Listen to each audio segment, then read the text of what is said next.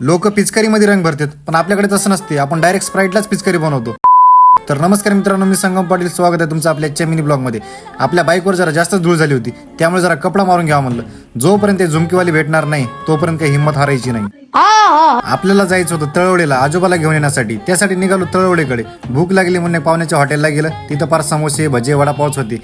हे तर आपलं अजिबात आवडत नाही. ठीक आहे. त्यानंतर निघालो पुढे. वाटेतच आपल्या आत्याबाईचं हॉटेल होतं. जाता जाता आपल्या सोयऱ्याला भेटून जावं म्हणलं. सोयरा पार आंगडाईच देत होता.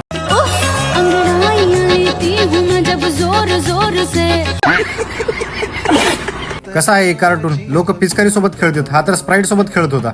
वो अलग ही लेवल का बंदा था. सोयरा म्हणला चला सोडतो घराकडे म्हणून. गेल्या मग आम्ही काकाच्या घरी. तिथं आपले आजोबा बसूनच होते. मला लागली होती भूक म्हणून किचन मध्ये गेलं. बघितलं कशात काय आहे ते. जेवण तर करायचं काय मूड नव्हतं म्हणून मस्तपैकी खिचडी खाऊन घेतलं. जरा आपल्या बारक्या भावाच्या बाजूला बसून खावा म्हणलं. हा तर आपला कट्टर फॅन आहे, माहिती आहे का. त्यानंतर निघालो बाबाला घेऊन. बाबा म्हणले 5 मिनिट थांब, चहा पिऊ दे. मग निघालो आम्ही मोशीकडे. तर भावांनो, आजचा ब्लॉग आवडल्यास नक्की लाईक कमेंट शेअर करा. फॉलो करायला का अजिबात विसरू नका. भेटू आपल्या पुढच्या ब्लॉग मध्ये. जय महाराष्ट्र भावांनो.